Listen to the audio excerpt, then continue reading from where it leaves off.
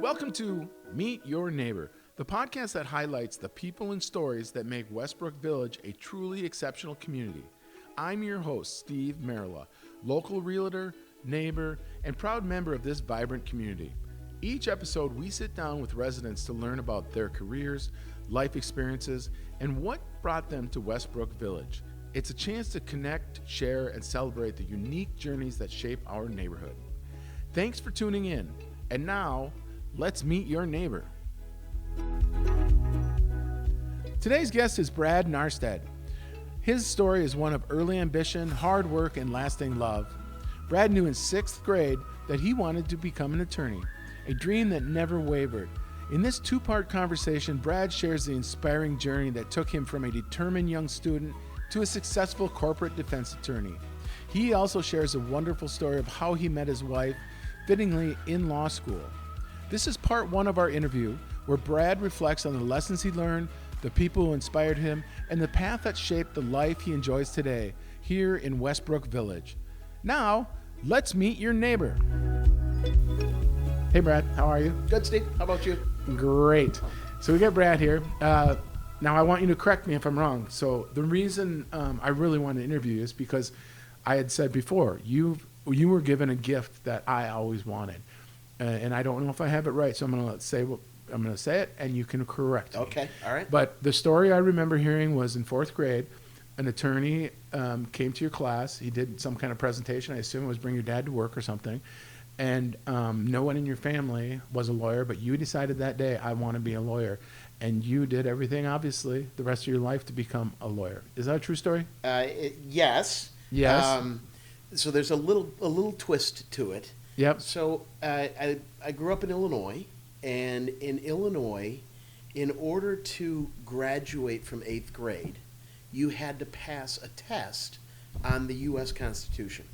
Yep. And so in 6th grade, they started, as part of the social studies program, they started introducing you to the concepts of the Constitution, okay, so that you could start to learn it, so that by the time you got to 8th grade and took this test, you'd pass. You could actually pass. Because if you didn't pass, you didn't get out of 8th grade. You had to repeat 8th grade. So their goal was to make sure you knew the information about the Constitution so you could pass this test. So that joke about 8th grade was the best 3 years of my life was really a thing there. Yes, because it took me a while to get through that test.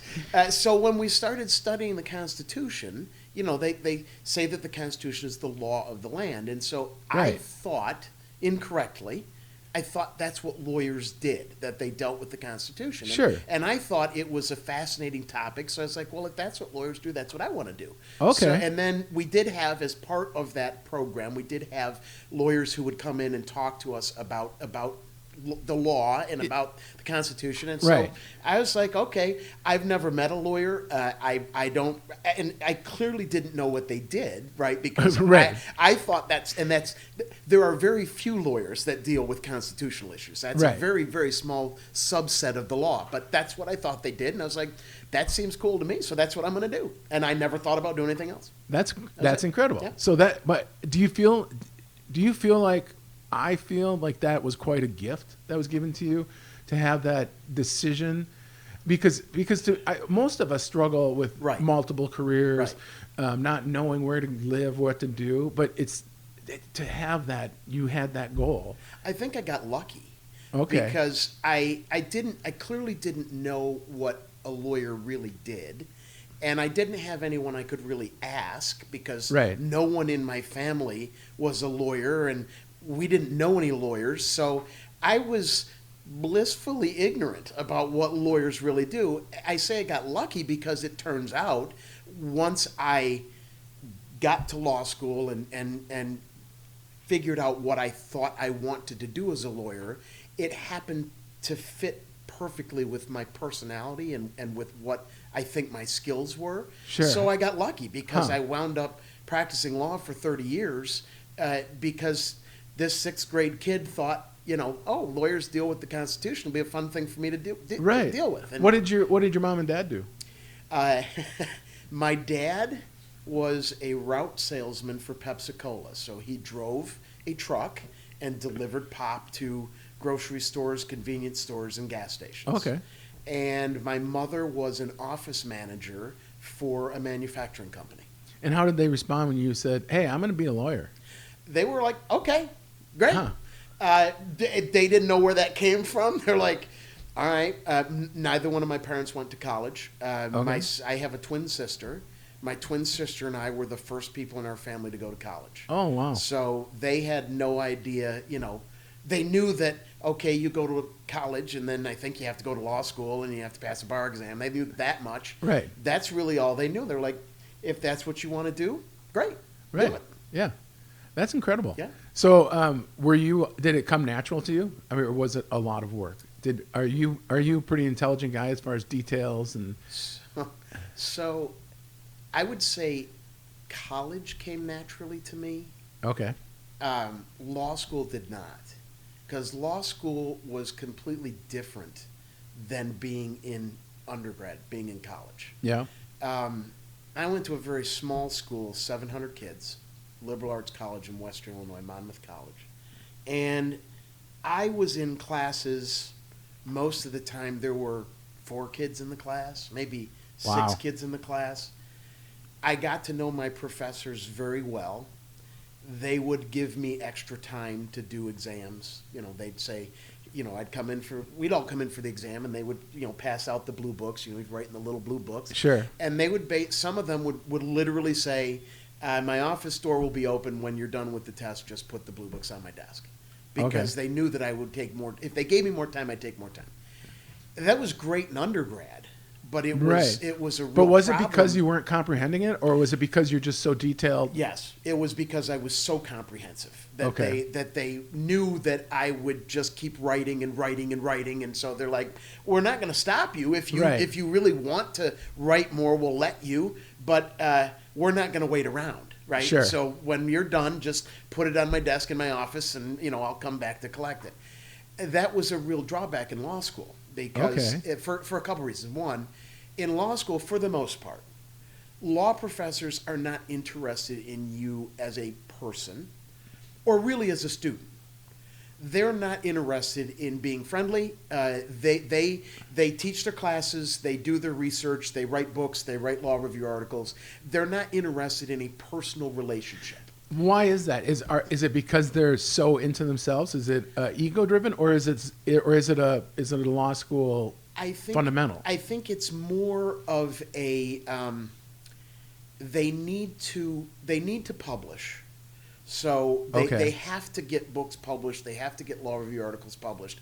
That takes a lot of time outside of teaching. And so they don't really look at the student body as someone that they should become close with, they should be friends with. So it's really more of a business relationship. Oh, okay. That was a problem for me because I was used to being close with my professors. So it was weird that I was now in an environment where people weren't interested in me as a person. Right. And does that affect you? You seem like a person that needs that. Yes. You need to be liked. Yes. If someone gets mad at you, you probably are not too happy. It was tough for me. Yeah. So that was an issue, and time was an issue because in law school, if you took a 3-hour class, you got 3 hours for the final. If you took a 4-hour class, you got 4 hours for the final. At the end of that 3 hours, you had to put your pencil down. There was no additional time. There was no, when you get done, just go ahead and put it in my office. So for me, coming from an environment where I was supported. People wanted to see me succeed. Well, not to diminish what they did for you, but they babied you. They nurtured you. Yes, there was a lot. It was a lot different than being in which was a real disservice for me because I had a very hard time my first semester of law school acclimating to that type of environment. Well, did you think the law professors were kind of like, why don't they like me? Did you go through a point where you're trying to figure out why? No, I think I finally realized they're just too damn busy. Sure. They just don't want to take the time to invest in a relationship with the students. To them, we had 200 and 10 kids in our first year law school class, and we were divided into 3 sections of 70. Okay. So they had, and there was one group of teachers that taught Section A, there was one that taught Section B, there was one that taught Section C. They didn't mix. So if you were a Section B professor, you knew that you had 70 kids that were, if you're teaching property, those were the 70 kids you had to make sure they learned property. Right. And they were more concerned about regurgitating cases and, Sure. and making sure you could regurgitate cases than really having a relationship with people. So that was really tough for me. Law school was very tough for me. Yeah, I bet. And how long did it take you to finish law school, and how long does it normally take? It's 3 years. It 3 years? should take 3 years. Okay. So I finished in 3. And I didn't really get acclimated to law school until the first semester of my second year. Okay. My first year, Felt like the I first 2 got semesters were really rough. And then I finally got the hang of it. I got better at reading the cases and understanding what they were looking for us Sure. to say back. I didn't get as freaked out when I would go into an exam. By that point in time, I had 10 exams under my belt, and I kind of knew what to expect and Sure. what the professor was looking for. So, but it took me a good year to get my feet acclimated and figure out, how am I going to make this work? Was that scary for you? It was. It was very because scary. you your whole life, I'm going to be a lawyer, and you get to the, law school, and you're like, Maybe not. Nobody likes me. Maybe Yeah. I'm not going to be a lawyer. Yeah. Maybe this isn't going to work out the way I expected. So, your wife is also an attorney? She is. And where did you guys meet? At law school. At law University school? of Illinois Okay. College of Law. The first year when you were struggling? We met within the first week. Oh, really? The first week. And just knew it. Was it like being a lawyer? You just knew you were going to be her husband? Well, I did. When I met her, I tell her this. She has we have a slightly different version of how we first met. Okay. And I tell her I'm certain that it's how I remember, because when I met you, my first thought was, that's the woman I'm going to marry. Okay. I mean, as soon as I met her. She didn't have that same thought. So I said, I don't think you remember exactly, what that first meeting was like, where it was. But we both lived, she went to the University of Iowa did her undergraduate work at the University of Iowa. And she had never been to Illinois, the University of Illinois, before she set foot on campus to start law school. Nor had I. All right, so you're both newbies. We both, we didn't know, we didn't know the market, right, the apartment market and everything in Champaign. So we both took the easy way out. We said, we're both just going to get a room in a graduate residence hall.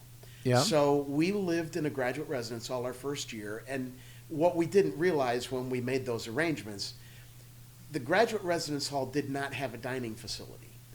So in order to eat, we had to go to an undergraduate residence hall in order to eat. Right. And there were, I think, 9 first-year law students that lived in Sherman Hall. That was the name of the graduate residence hall. So all 9 of us would go to eat together, because we'd have to walk to this undergraduate residence hall in order to eat. So we ate every meal together. We walked over there together. We walked back together. So the 9 of us knew each other very well. And so that's how we both lived in Sherman Hall. We both had to go to this dining hall to eat, and that's how we started hanging out. We were not, by the way, because maybe you were going to ask this question, Steve, but we were not in the same section. Okay. So I was in section B, she was in section C. So you weren't taking the same classes. We were taking the same classes, but different all instructors. all three sections take the same courses. They're just taught by different professors. And you don't really, that first year, you don't really mix. Okay. The section C people spent all their time together. Section B people spent all their time together. Section A people spent all their time together. But you had this residential relationship. Yes. So let me ask you, don't try and guess the questions I'm going to ask Okay. you. I know you're smarter than me, but what I was going to ask is, in that group of 9, as you're starting to develop this relationship with this woman that you're going to marry, you're going to marry instantly, Did other people in that group know before your wife knew? Did some of the 7 see it? Because I got to think you started gravitating towards each other. Yes. You were walking with them, but Yes. you're dragging behind, like, hey, come on back here. I want to hold your hand. There was one guy who knew that something was up. Okay. The others, not so much. They didn't claim to be surprised once we started dating, but the one guy, he saw it coming. when we finally started going out, he was like, oh, I saw this. I knew this from day one. I knew that this was going to happen. So it was obvious to him. He was. Yeah. So you get through law school together. She graduated in 3 years also. Same time. Okay. And then what kind of law did you go into? So I wound up trying cases for insurance companies and corporations. Okay. Civil lawsuits. Yep. So You were defending the big corporations. guys? Yes. Yep. Okay. And Deb went to work for originally Amoco, which then became British Petroleum. Okay. And she spent 30 years with British Petroleum.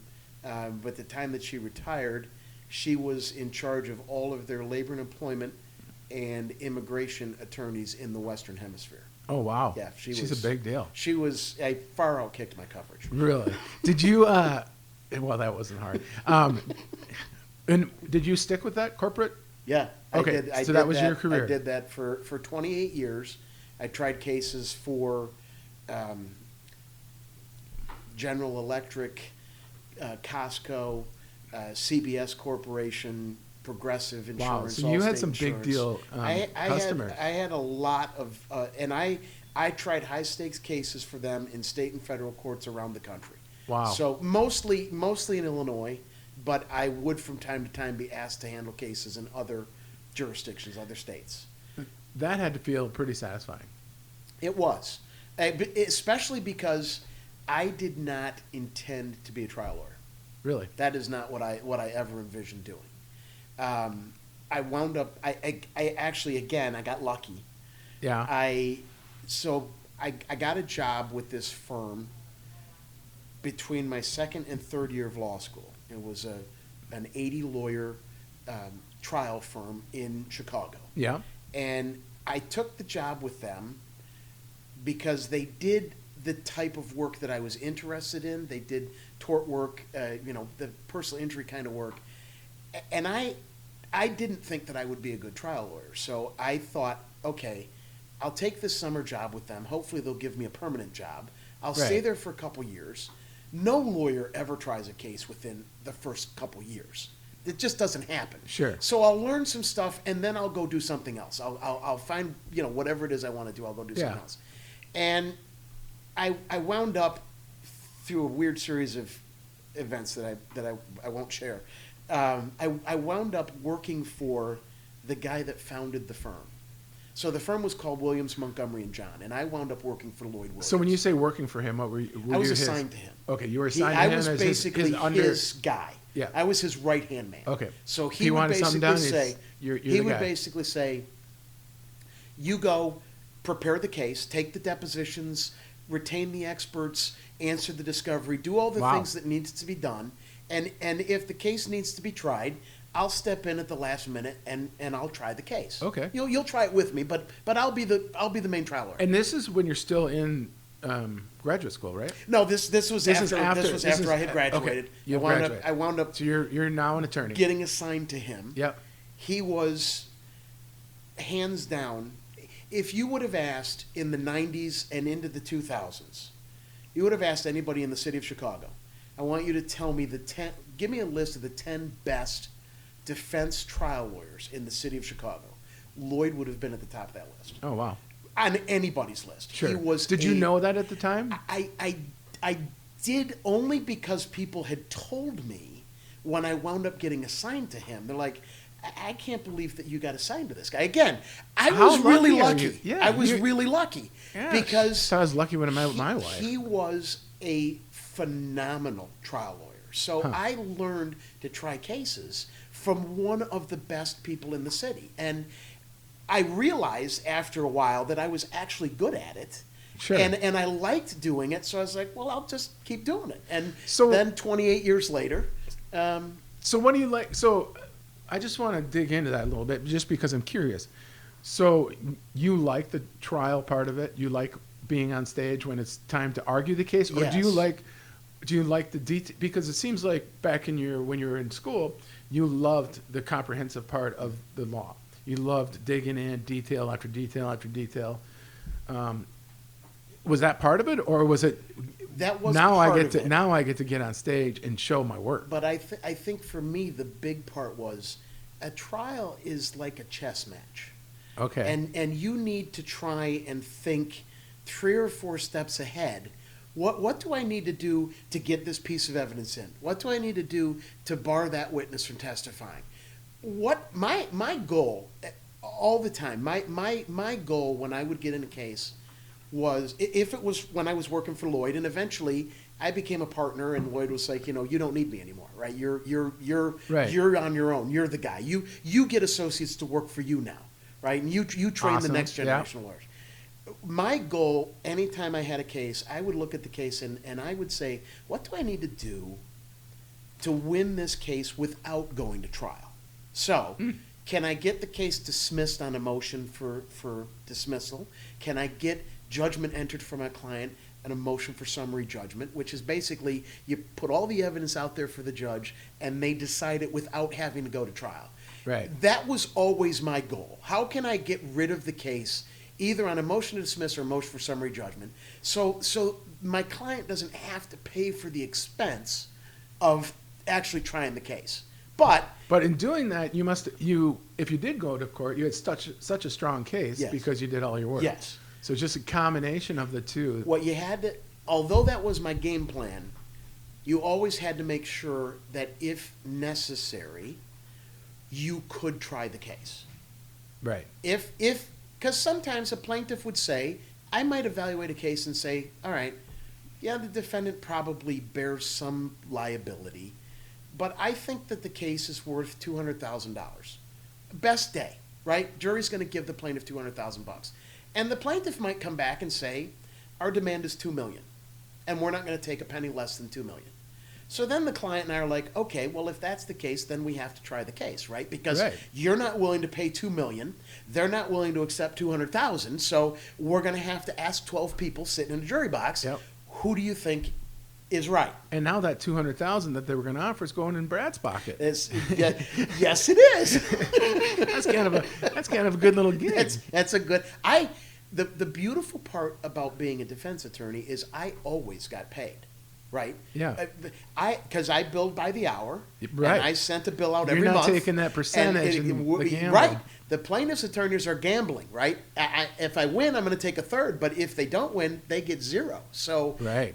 I always got paid. That was the beautiful part about to me about being a defense attorney, because I always knew that I was going to get paid. Right. You weren't taking any. Did you take any cases that were pro bono? Did you do any work like that?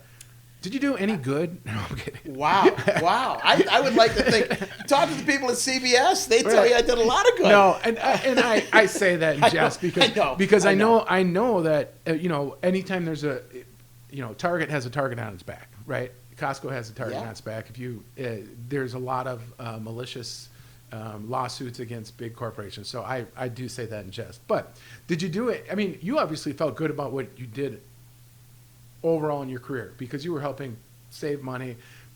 You were enforcing the law of the land like you originally started. Yep. Didn't know what you were doing when you started. Didn't know how meaningless that meant. But did you have any cases that were sentimental to you that you felt you had to take, or maybe it just doesn't apply to what kind of law you did? I don't. Or practiced. I need to sound smarter. Because that's a good question, Steve, because people, when they hear that you represented or that you defended corporations, are like, oh, you're defending this big bad corporation. But what I always tell people is, but that corporation is made up of people, right? And so, absolutely. So there were people who were being accused of being negligent, of doing something that caused somebody harm. that bothers them, right? Nobody wants somebody to say, oh, well, you messed up, and because of that, somebody lost a leg, or they can no longer see, or so. Right. So I always tried to remind people that it's not a nebulous corporation. There are real people that make up that corporation, and that are being accused of doing bad things, and they're entitled to a defense just like anybody else is. And I would often be very invested I bet. in a case because of the people that I was actually representing, right? The people that were really the ones that were being accused of, well, you did this wrong, you did that wrong, you didn't make this product safe, you could have done this differently, and sometimes that was the case. I mean, I don't want to. Right. To, everybody makes mistakes, and Absolutely. I guess what I'm, I've never thought of it because I've never interviewed you before, but you were defending the people of those companies, let's put it that way, from mistakes they made, and other lawyers thinking that's a lottery ticket. Right. And that's it's about fairness. Yes. It's about the fairness for the punishment for the mistake you made or the bad decision you made. And if it's malicious, you're going to pay. Yeah. You're going to end up. It's funny that you use that word fairness, because anytime I would make a closing argument to a jury, one of the things I would always say is, you have to keep in mind that we believe that the defense is not liable and you should return a not guilty verdict. But if you believe that the defense is liable and the plaintiff is entitled to compensation, you need to keep in mind that that compensation needs to be fair to both sides. Right. It's not just, how much money can we give the plaintiff? It's how much is actually fair to compensate them. Not, as you said, this isn't a lottery ticket, right? It's not, okay, you've hit the mother load, you happen to get injured, and now we're going to give you a check with, 9 zeros on it. It needs to be fair to both sides. And a lot of times that was missing in the equation.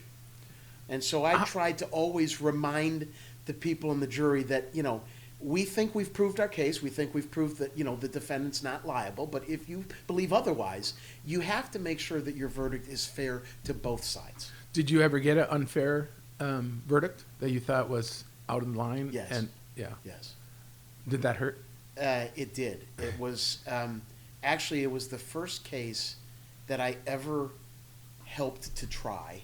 I was a very young lawyer. I think I was a second-year lawyer, and it was a case involving a young girl who, and this will tell you, so I have handled over the course of my career thousands of cases.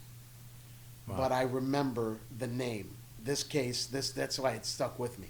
The young girl's name was Catherine Saksevsky, and she was born at Northwestern Memorial Hospital, and she had a birth injury. When she was delivered, she had her shoulder got stuck in the birth canal. Okay. And when she was delivered, she wound up with a case of cerebral palsy. Not a severe case of cerebral palsy, but she clearly was injured. She was injured in the birthing process.